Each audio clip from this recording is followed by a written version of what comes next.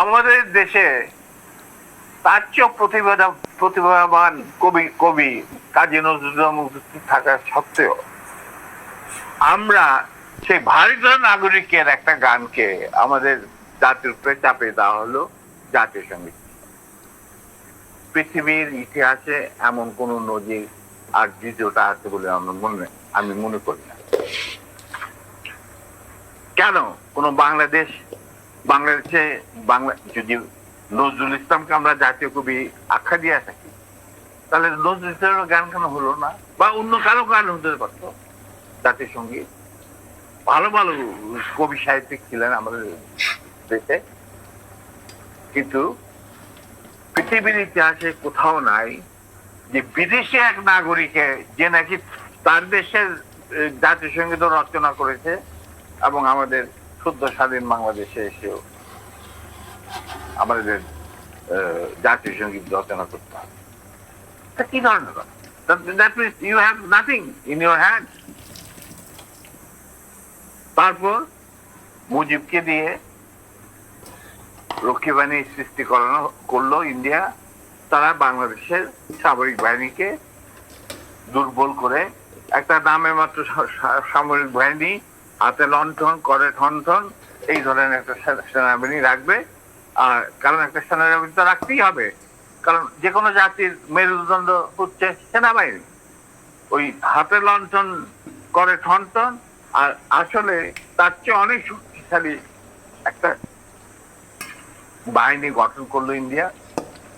Sir, ওই যে 7 দফাটা আমরা তো ইতিহাস পড়ে, আমরা তো আসলে সাক্ষী না, আমরা পড়ে মানুষকে জানানোর চেষ্টা করেছি। আপনার স্মরণ আছে 7 দফাটার কথা কি কি ছিল? ওই দফায় যদি কয়েকটা গুরুত্বপূর্ণ জায়গা যদি মনে রাখেন। দেখো ভাই, আমি তো অ্যাকচুয়ালি 7 দফা একদম টোটো এগুলো আমার বইতে লেখা আছে। যারা এটা কেন জিজ্ঞেস করলাম স্যার, কারণ হচ্ছে মানে আমি তো করতে পারবেন না স্যার, সেনাবাহিনী তো 7 দফা মানলে করতে পারবেন না স্যার। আমার পক্ষে হয়তো এখন রিকালেক্ট করা অফেন ডিফিকাল্ট, কারণ আমার মাথায় অনেক কিছু খেলা করে। জি স্যার। দু একটা জিনিস বলছি, যেমন ধরো মুজিব এবং তার সরকারকে প্রোটেকশন দেওয়ার জন্য ইন্ডিয়ান আর্মি অবস্থান করবে বাংলাদেশ। বাংলাদেশের কোন শক্তিশালী সামরিক বাহিনী গঠিত হবে না। বাংলাদেশের কোন স্বাধীন বৈদেশিক নীতি থাকবে না। বাংলাদেশের শাসন ব্যবস্থা, আমলাতন্ত্র, শিক্ষা ব্যবস্থা, স্বাস্থ্য ব্যবস্থা, শিল্প ব্যবস্থা, কৃষি ব্যবস্থা সবকিছুই চলবে ভারতীয় বিশেষজ্ঞদের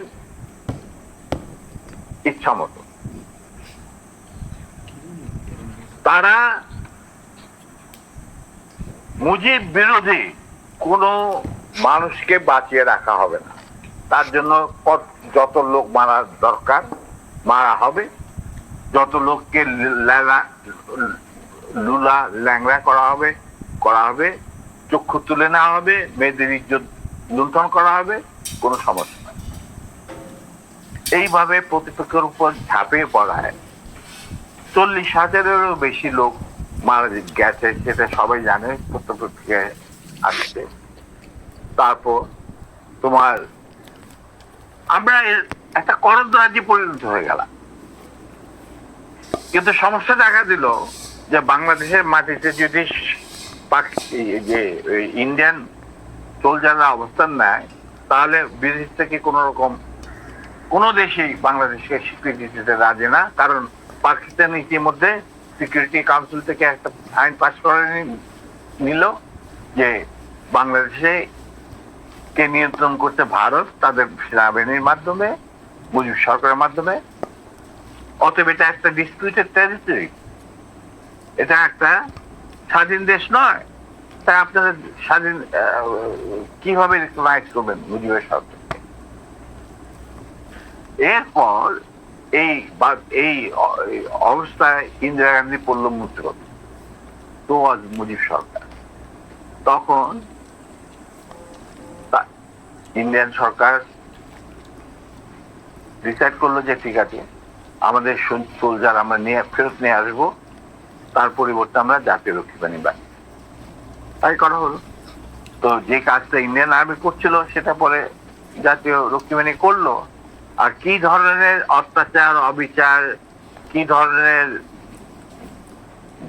মানে হত্যাযজ্ঞ, গুম, খুন এবং অনাচার, অবিচার মুজিব সরকার করছিল, সেটা খতিয়ান তো তুমি আমার কি ভালো জানতে।